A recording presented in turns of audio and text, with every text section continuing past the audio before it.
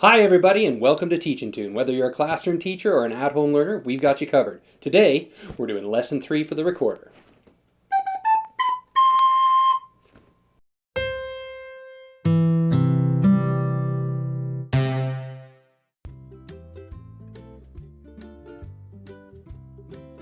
Well, I hope everybody's been practicing lots since our last lesson.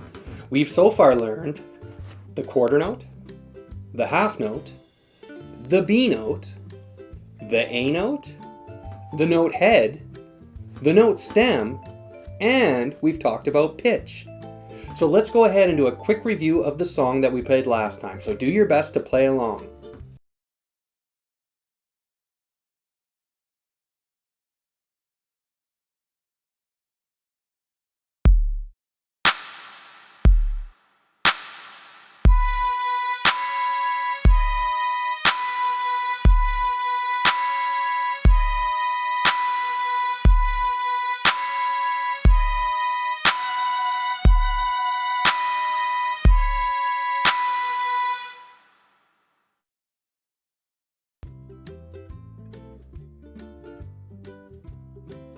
So it's time to move on to some new material. The next thing we're going to learn in lesson 3 here is the G note.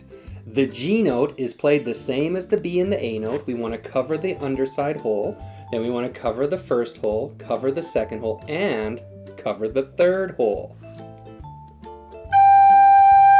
So you're going to notice that the pitch of the G note is lower than the A and B note because it's lower on the musical staff. You will see that the musical note G is on the musical staff right on the second line. So go ahead and try to play this song, which is all G's.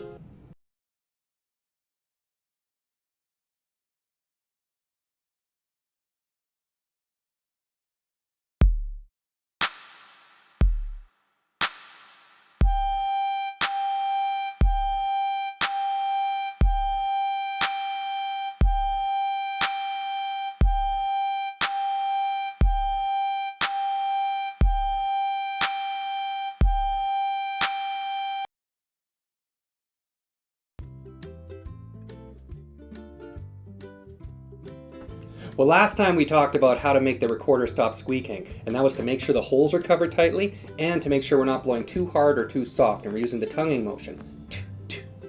But another reason that your recorder can squeak is because it's not clean. And the way we clean it is we can remove the top part. Now, if it doesn't come off, you can just leave it on and do this with it still attached. We're going to blow fairly hard into it, and we're going to plug, unplug the air hole right here. Now sometimes what you're going to see is little bits of spit coming out, which is kind of gross. But you still want to do this after about every couple songs that you play. It'll make your recorder sound a lot nicer. If you think you're doing everything right and the recorder still won't sound good, it probably needs to be cleaned. So teachers, what I would do is I would count 1, 2, 3, done. That's all the time they get to clean it. And they only clean it when you say, or else everybody's going to have a headache. Okay, try this song one more time.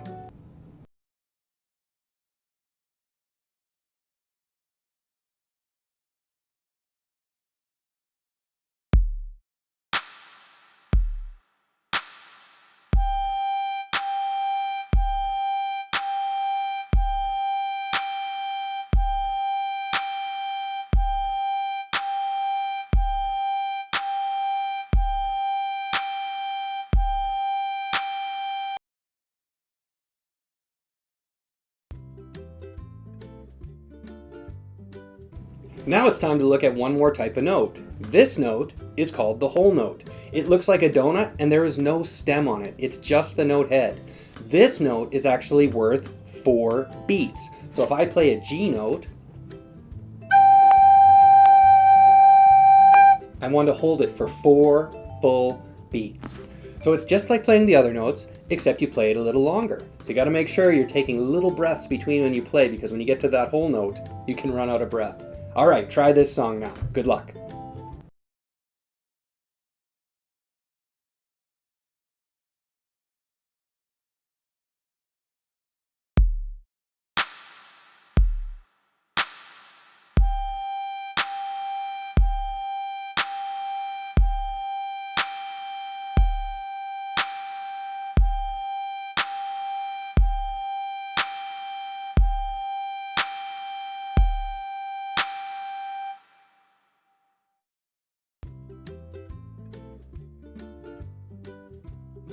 The next thing we want to look at is what's called a measure. A measure is one chunk of the musical staff. And when we have a whole bunch of measures together, that makes up the musical staff. Now right now we can only put 4 beats in those measures, and every measure has to have 4 beats. We couldn't have a measure with 3 beats in it right now because we're not there yet, but that stuff will come in the future. So if you have a measure, a measure, a measure, a measure, and they're all together, you've got enough space to make a song. All right, try your best and play this next song.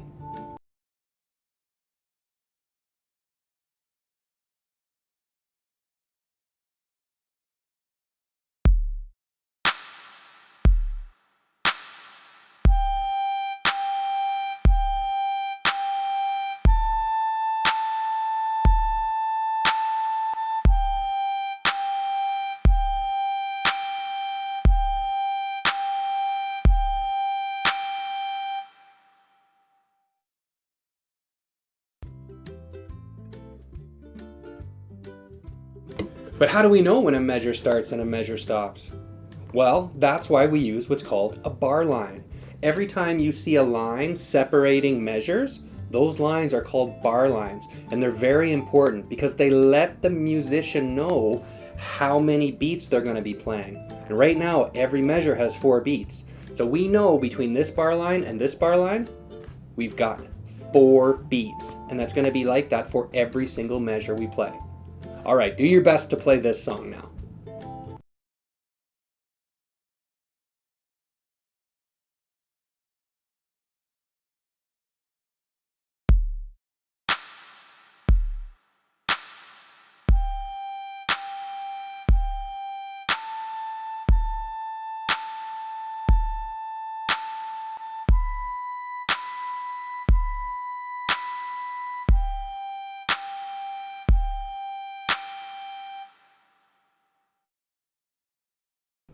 Now we know everything we need to play at today's play along. And today's play along is going to have B notes, A notes, G notes, quarter notes, half notes, and whole notes. So you got to do your best, you got to pay attention and really listen to the song because the song will help you know when to play. There's also a little marker going across the screen that you can follow that helps you know when to play. So do your best and good luck.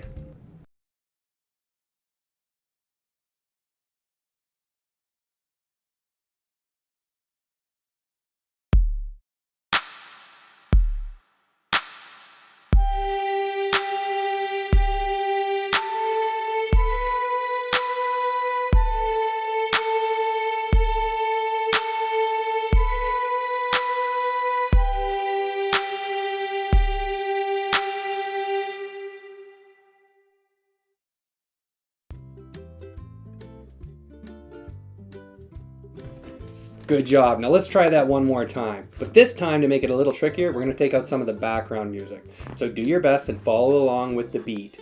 Teachers, if we haven't cleaned our recorders in a little while, it might be a good time to do that. But remember to give them a limited time to do it, because otherwise, everybody gets a headache. All right, try it again. Good luck.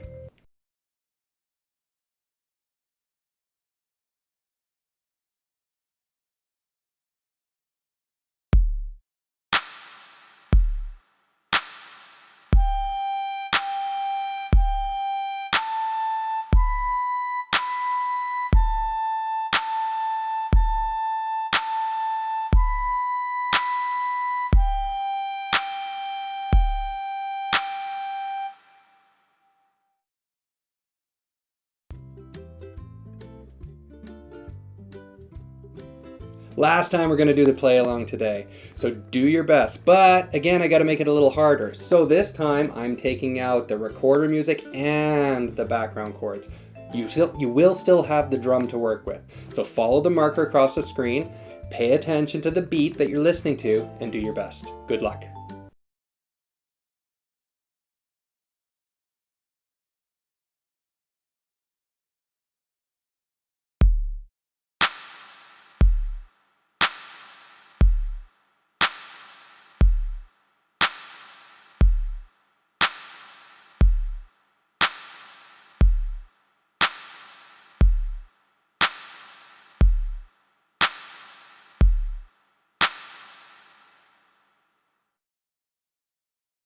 Now that we're at the end of the video lesson, I'd like you to take a minute to pause the video and go ahead and do the worksheets that go along with this video. If you don't have them, go ahead and check the link in the description and it'll show you where you can get them. They're a great way to reinforce what we're doing.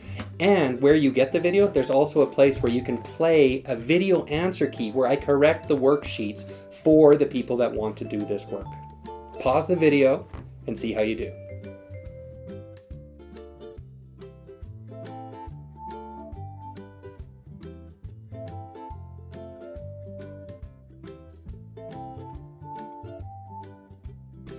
That's the end of today's lesson. Today, we worked on the G note, the whole note, the measure, and the bar line. But before we go, I would like to take a quick minute to give you my dad joke. How do you fix a broken tuba? With a tuba glue.